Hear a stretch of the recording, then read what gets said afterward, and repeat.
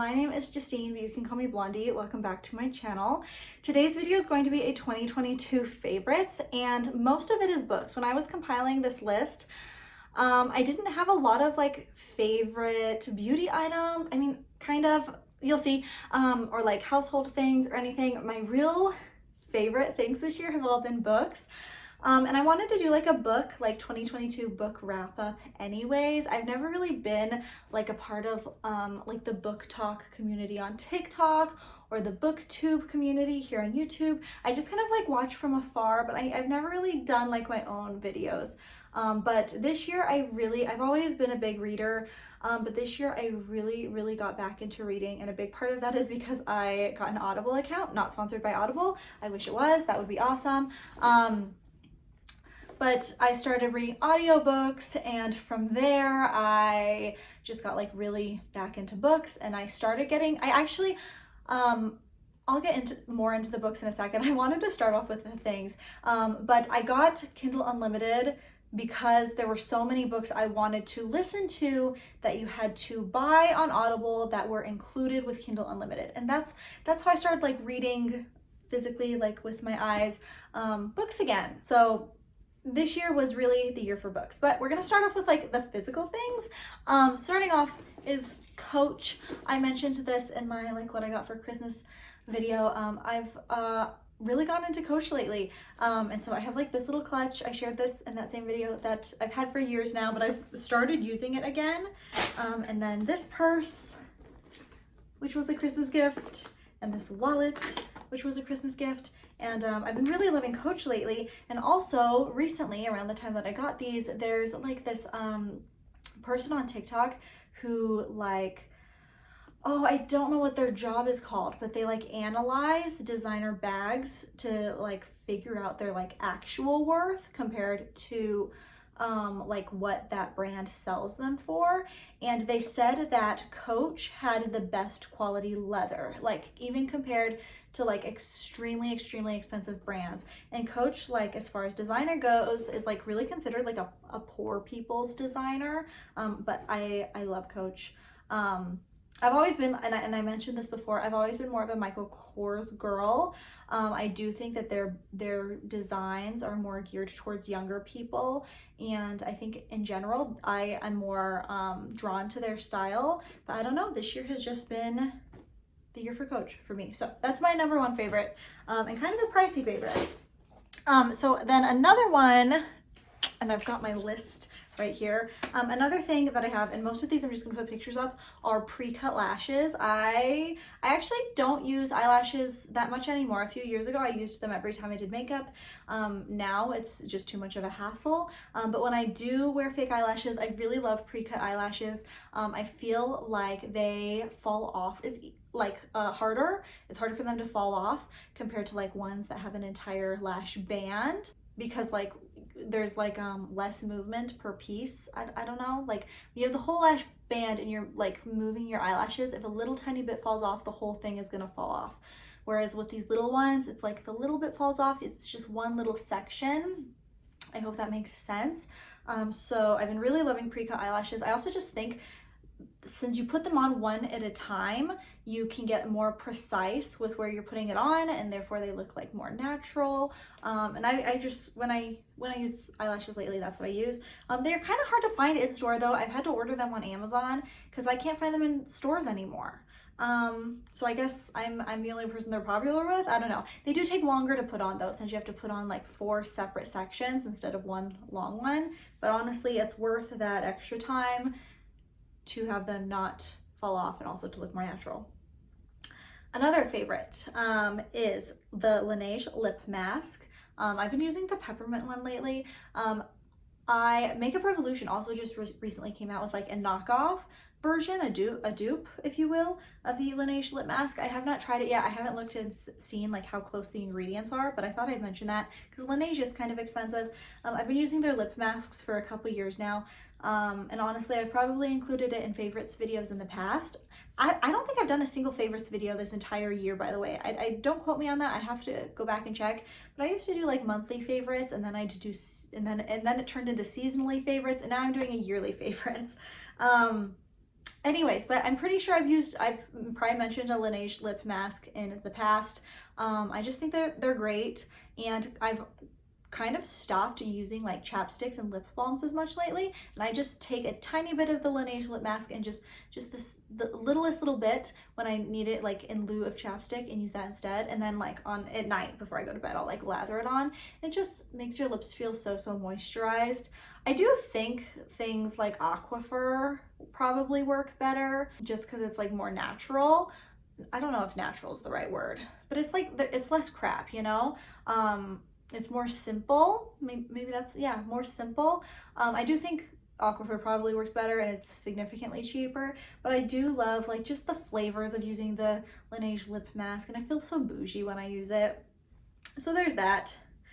And then, okay, then like hair towels, microfiber hair towels. I have a few of them. I'll put a picture up here, and I'll have them in my Amazon storefront if you want to shop that.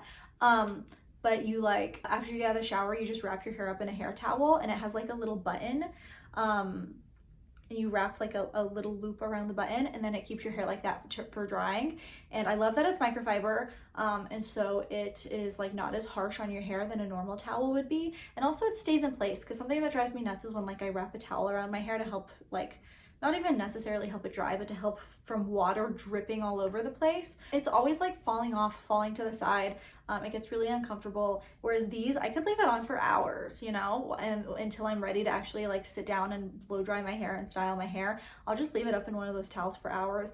It's comfortable. I forget I have it on most of the time. There's been a couple times where I've almost left my house to like go somewhere with it on just because it's so comfortable. Plus it's good for your hair. I originally got them to help with like the curly girl hair routine, which if you guys are new here, clearly I do a modified version of it, and I still curl and straighten and blow dry my hair, honestly most of the time. But I originally got those to help with the curly girl hair routine, and they really do help. I wouldn't say that like they are like the #1 contributor to helping my hair go back to its like a healthier, natural, wavy state, because my natural hair texture is wavy, not curly. But I do think it has been a big contributor. But I've also changed up like so much of my hair routine in the past year, and I would like to do a whole video on it. But it really has helped my hair start to go back to its natural waviness. So yeah, I've been loving those microfiber like hair towels. And then a huge favorite of mine this year that I've talked about so many times, and I'm sure you guys are sick of it, is Merit Beauty. Here's my little Merit Beauty bag, and I do have a Merit Beauty affiliate link. I'll leave it in the comments below. That's not why I'm mentioning it in this video. I genuinely love Merit Beauty. I've worked with them 3 times this year, and then, well, 3 times in 2022 I've worked with them. I've done sponsored videos with sponsored by them, reviewing their products, but twice I have gone out and purchased their products on my own because I just love them that much. And my entire face, like almost my entire face, is Merit Beauty. Merit Beauty on my lips. I have Merit Beauty foundation, blush, bronzer, highlighter, brows are Merit Beauty. I think that's it. But like I pretty much use it for my full face just because it's so quick and easy. I feel like it makes my skin look a lot more youthful than other, like the foundations. Their cream based products especially, it just make my skin look so much more youthful than what I was using in the past. And I just love them, and I own everything. I don't think there's a single product that they've put out that I have not tried yet, because I love them so much. And I'm gonna keep buying what they keep putting out. So I just love, I can't rave enough about them, and I'm sure y'all who watch my videos regularly are sick of me talking about them, but I just really, I have changed my entire makeup routine because of Merit Beauty. And I feel just so much more confident in how my face looks, and how my makeup looks, because it's not constantly like peeling off or looking too cakey or like too much, because of Merit Beauty. Because when I use Merit Beauty's makeup, it just makes it look so flawless and so much more natural, but still so beautiful. And I really attribute that to their products. And yeah, so Merit Beauty's a big, huge favorite of this year. And the thing is like I would have never tried them had they not reached out to me and asked me to review their products. Just because I mean, if you've watched any of my makeup videos in the past, I'm really all about like the girly, the pink, the sparkly, like total opposite from the like all natural. I mean, I like natural products in the ingredients, but like as far as doing my makeup, I've never really been about like looking natural. And then when they reached out, wanted me to review their products and I tried them, I just fell immediately in love and changed everything. So, I mean, I still do love, you know, I've got like my glittery eyeshadow on and stuff. I still do love the glitz, and I've got like, you know, my whole outfit's all glittery today for New Year's, but I still love the glitz and the glam. But as far as especially the face products go, it makes your skin look fabulous. So Mirror Beauty's a big one. And then before I get into the books, which is the meat of today's favorites, I've got two cleaning ones, and the first one is Ever Spring Cleaner, which you can get from Target. I used to love, and I still love, Miss Meyer's cleaner, but it's so expensive. It's $5 for a bottle. I forget how many ounces exactly are in these bottles. But a big reason why I love them is because of their seasonal scents. I just love being able to clean my house and like have that smell that reminds me of like summer or spring or fall or winter. And I loved that. That was really big of Miss Meyer's to start doing like cleaning sprays that have seasonal scents, you know, because you have candles with seasonal scents and you have body lotions and hand soaps with seasonal scents. But I feel like Miss Meyer's is really the first one that, or at least the first one that I heard of, that did seasonal scents for cleaning sprays, and I loved it. But Ever Spring Cleaner, which again they sell at Target, it's cheaper. It's only $3 a bottle, and you get like a lot more in the bottle than you do in the Miss Meyer's bottles. And they also do the seasonal scents, which I absolutely love. And it's also all natural, you know, so you don't have to worry about like your kids or pets or anything getting into it. This isn't like the only cleaner I use. Like when I'm doing a deep clean in the bathroom or something, I'm not using Miss Meyer's or Ever Spring Cleaner in my bathroom. You know, I'm using bleach. But just for like wiping down the table, wiping down countertops, I love this stuff, and it smells so good. So that's another favorite. And then the Scrub Daddy, I mentioned this before, I don't like the Scrub Daddy square regular sponges, but the normal Scrub Daddy, like with the face, I absolutely love. It is just perfect. It's perfect for cleaning. It works so much better than a normal sponge does, and I use it every time, no matter what I'm cleaning. I use one because it's like tough enough to get stuff off, but it's gentle enough that it's not going to leave scratches. And I love it. So that's become like my new, I don't know, like a new staple in my cleaning routine, is to always have a Scrub Daddy around to just like scrub stuff off.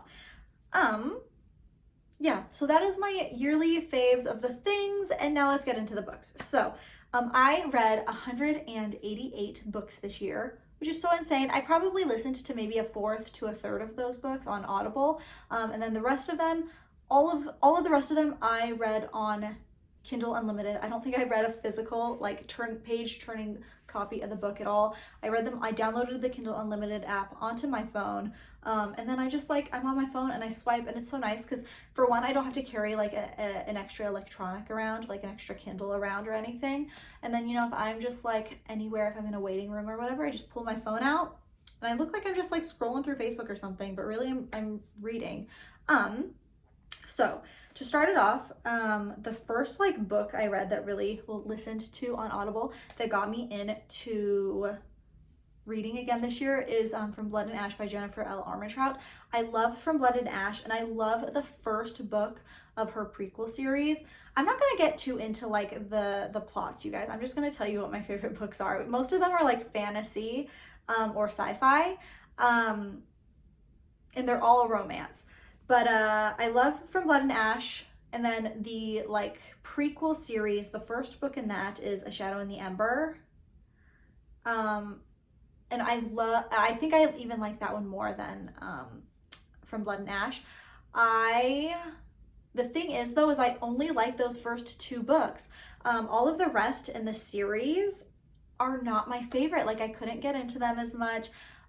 Nothing really like like wowed me, like in those two books. So I think Jennifer L. Armentrout, in my opinion, goes like really, really hard on like the first book in the series, and then the series kind of goes downhill. It's not bad. It was just harder for me to get into. It didn't have that same like wow, like heart pumping, blood rushing, like oh my gosh, excitement as like the first book of From Blood and Ash and A Shadow in the Ember. I'm currently reading the second book of the prequel series. I forget what it's called, but both of those from Jennifer L. Armentrout, absolutely love. Also, Sarah J Maas. This year was like, for me anyways, it was like the year of Sarah J Maas and Ruby Dixon. I read every single book Sarah J Maas has released. I read all of A Court of Thorns and Roses. I read all of Throne of Glass, and I read all of Crescent City. My favorite, personally, I think, is Crescent City. It would probably be Crescent City, then A Court of Thorns and Roses, and then Throne of Glass. And actually, even A Court of Thorns and Roses, I loved it. But my favorite book of that series was the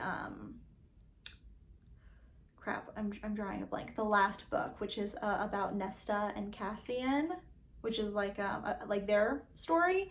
Oh my gosh, what is it called? I'm drawing a blank, but I'll have pictures up on the screen. That was my favorite book of that one.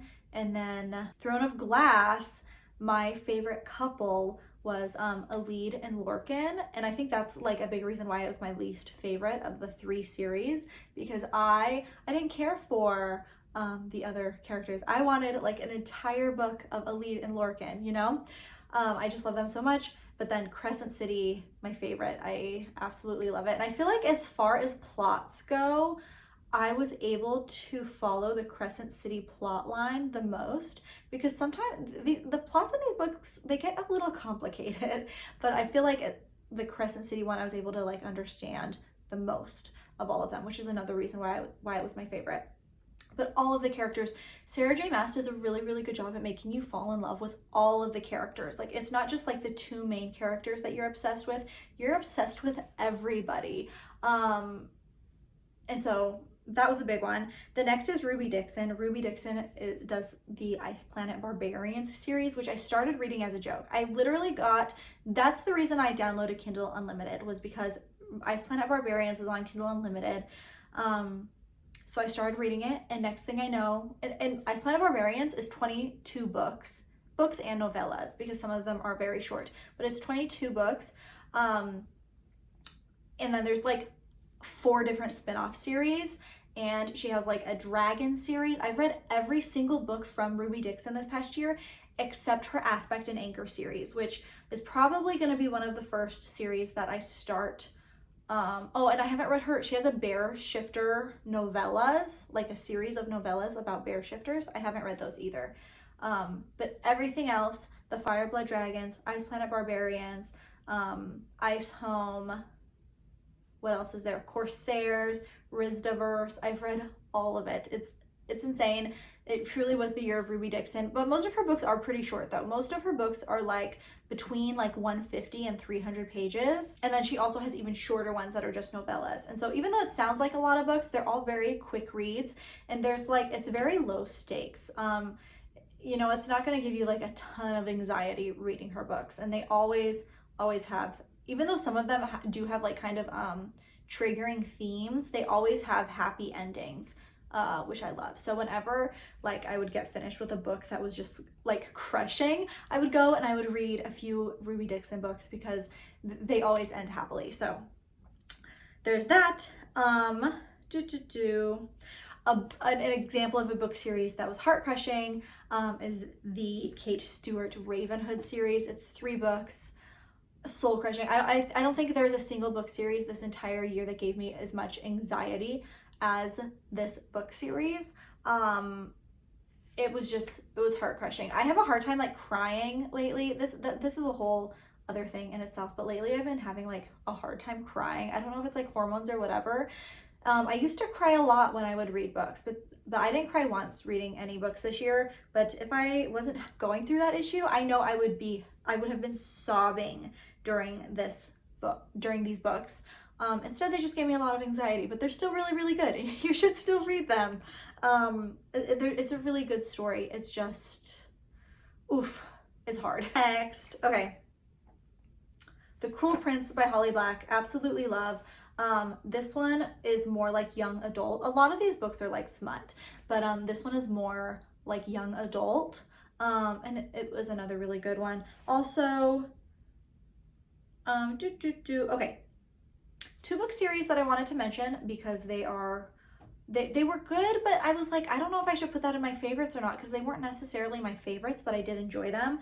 Where it was the Shadow and Bone series by Leigh Bardugo and Wicked Kingdom by Carrie Maniscalco. Both good, both fantasy, but not my favorite. I feel like I was more drawn to all of Sarah J Maas's fantasy books, and then Jennifer L. Armentrout's Blood and Ash. Even though I said I don't like the sequels in Blood and Ash, I still liked them. I still enjoyed them. They just weren't as like good as the first book, I guess. Okay, and then one that I did listen to on audiobook that I enjoyed really well is the Mystic Bayou series by Molly Harper. It's very similar to Ruby Dixon in that it's very like fun and chill and always happy ending. Again, there are like themes in there that are like kind of rough, but always a happily ever after and very like low stakes. And another one that's nice too, and I listened to the audiobooks of all of those. They're all on Audible, and all the stories are just like really sweet, and all the characters are really sweet. And I don't know, it was kind of different. I didn't think when I first started it, I didn't think I was gonna like it, and then I loved it. All throughout like Thanksgiving and Christmas, because I was hosting so much and I was doing so much to get ready for hosting those, I was listening to Molly Harper's Mystic Bayou series, and it was just like it got me through getting ready for all of these like holiday events, and they were all lovely. But getting into my 3 like favorite book series and authors of this year, the first one is The Plated Prisoner by Raven Kennedy. Very triggering. There is like quite a bit of like abuse and stuff in the books, so definitely trigger warnings, but so good. It's another like fantasy book. Then Colleen Hoover, which there's like this like joke on TikTok, which honestly I don't think it's that funny, and it's people who like smut, who like these like high fantasy books, just like totally talking shit about Colleen Hoover, because her books are more like modern present day sort of love stories. But I read Verity. Actually no, I didn't. I listened to them on Audible. I listened to Verity, I listened to It Ends With Us and It Begins With Us, and all 3 of them I loved. Every single one of them. After the book was over, I was sad that it ended. I wanted to keep listening because they were just like such well, Verity I wouldn't say was a sweet story, but it was an interesting and intriguing story. But like It Begins With Us and It Ends With Us, no wait, it Start With It, Ends With Us. I just saw this video of this woman who read It Begins With Us first, and then she spoiled the first book. Start With It, Ends With Us. But they were so good. I really enjoyed Colleen Hoover's, those 3 books that I've listened to by Colleen Hoover, and I definitely this year I want to read more from her. And then my favorite books from this year were from CM Costa, and they are the Girls Weekend and the Parties book were my absolute favorite, but they are set in this place called Cambric Creek, and there's a bunch of other books set in this same place, just like different people all in the same city, same town.